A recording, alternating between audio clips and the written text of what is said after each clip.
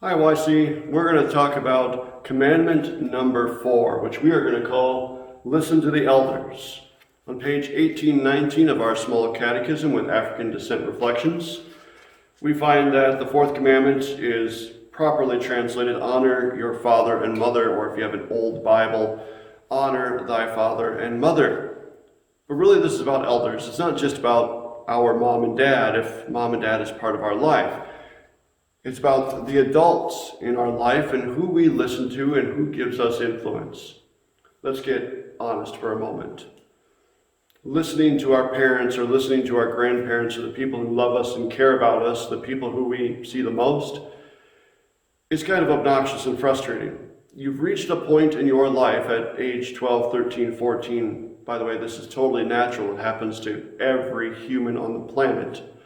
You have reached a point in your life where you don't necessarily want that immediate influence. You're ready to start stepping out, to start doing your own things, make your own decisions.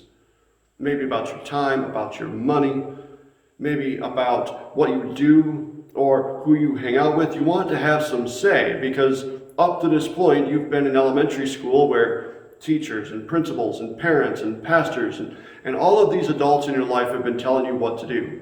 Well, now that you're in junior high, you're creeping into high school, you're getting more freedom at school because you've earned it, or hopefully you've earned it.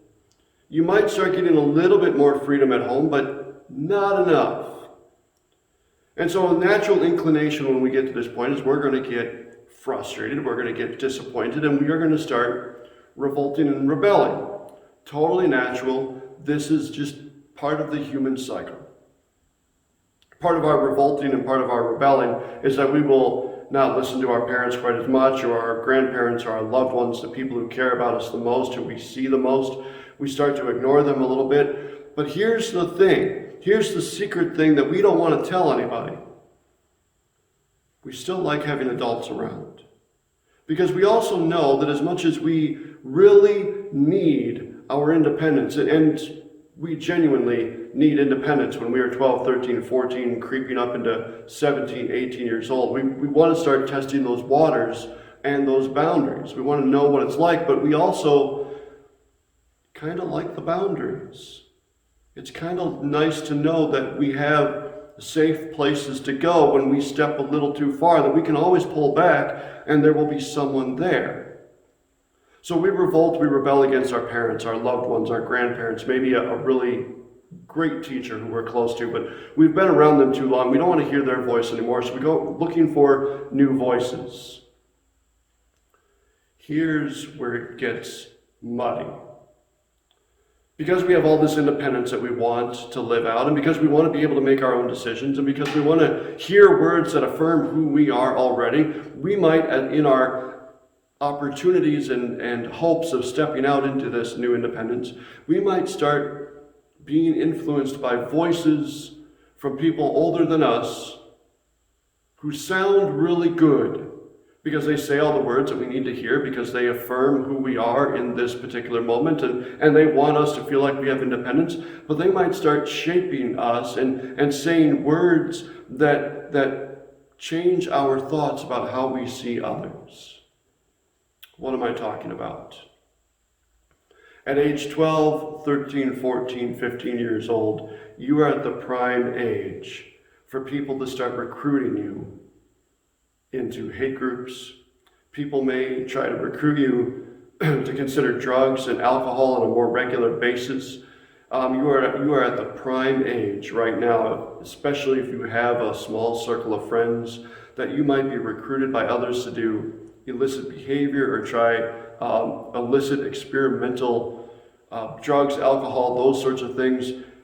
You are at the age where adults are going to begin to seek you out because you're looking for the independence. You're looking for the good news. You're looking for the words that affirm who you are. That yes, you are strong. Yes, you are independent. Yes, you are vital. Yes, you are able to do great things on your own. And you know all this, and all of that is very true. But there are people in this world who will try to corrupt us and try to bend us away from God. who will try to bend us away from the boundaries that we also secretly hold dear. So this particular commandment, even though it's about honoring mom and dad, that's like the quick way to translate it. What it really is about, it's about honoring the elders in our lives who mean well for us. The elders, people who are 25, 45, 85 years old, people who have walked down roads that maybe we've already walked, and they've seen a few things that we haven't yet seen or are just around the bend, and we don't know how to anticipate them. Listening to our elders and choosing elders, adults in our life who love us and care about us, who want what's best for us. As people of God, as we are called to live faithfully, to live out God's justice, to live out God's peace and equity in this world. So how do we find those elders? Well, knowing the YC folk that I have in my particular crew, many of you already have great elders in your home and in your life, your grandparents, your parents. You have some people in immediate influence to you. You might have me, if you want to count me in that group, or maybe it's another adult from the church. You are all part of a faith organization full of elders who have myriad experiences, more than you might actually realize, who might be able to help us see that they've done it. Doesn't mean we won't try, but they have experiences and they have wisdom to share.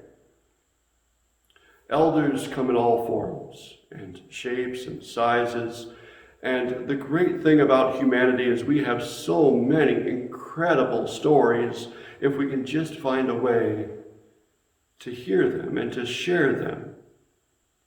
To come to find out that maybe a pastor who is in our life once used to run in gangs and knows what that is like and can speak that truth to us. Or maybe coming to find out that the fine, upstanding adult who's now the business leader once used to have a very difficult addiction and has been sober for 20 years.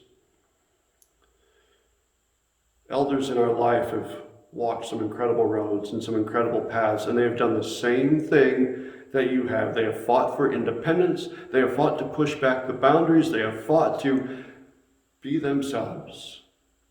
Part of what we're doing in YC is helping ourselves, helping you find a way to identify who you are. Not who everybody else says you should be, not who your coach says you should be, not who your teachers might think you are going to be, but who you are. Claim that, and then take the influences of our coaches and take the influences of our teachers, your pastor, your parents, your grandparents, and begin to see how we are being called out into the world to do good, remarkable things. Does that mean we're going to mess up? I mean, we still will. We all do. I have stories. And maybe at some point we should sit down and I'll tell you a few of my stories of where I have messed up pretty badly. Messing up can be a learning experience. But part of this particular commandment is really evaluating for ourselves who are the elders in our life that we will listen to. Who are the adults who will give us wisdom, who will give us hope, who will give us encouragement, who will love us as we are, who will help us to envision for ourselves where we will be in the world and how we're going to get there. And at the same time, loving and respecting ourselves, building up our resilience so that we can love and respect our neighbors. Here comes the two things I'm going to ask you to do. The first one, go find an elder. Someone who you trust and respect. It can be mom, dad, grandma, grandpa. You want to call me, call me. You want to call someone from the church, call someone from the church. Maybe a teacher. Ask them if they can have 5 minutes of your time after a class. Talk to an elder and ask them a couple of questions. Ask them about their childhood. You know, where you grew up. Where'd you grow up? What was it like? Did you have two parents? Did you have one parent? What was your household like? How did you grow up? What was your community like? You know, ask some of those curiosity questions just to find out who they were and a little bit of what they were like when they were your age.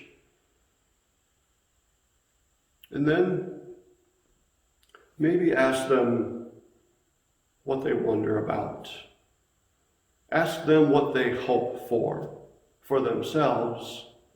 And if you're courageous enough to do this, ask them what they hope for you.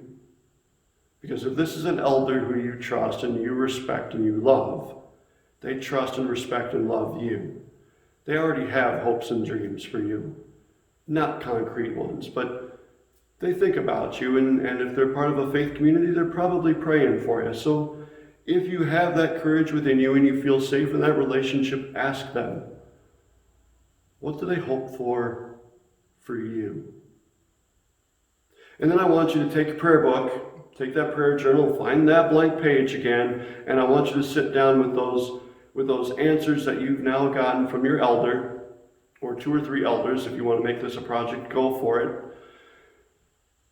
And reflect on their responses to your questions. And think about them for yourself, same questions. How are you growing up? What's your home life like? What's your community like? What do you enjoy doing? And what do you hope for yourself? And within all of that, maybe draw little arrows to where you see God, or how you might envision God working in your life, and how you might see God working in their life. So go find an elder and ask them some questions, which will be posted at the end of this video, and then reflect on them with God. And pray with God.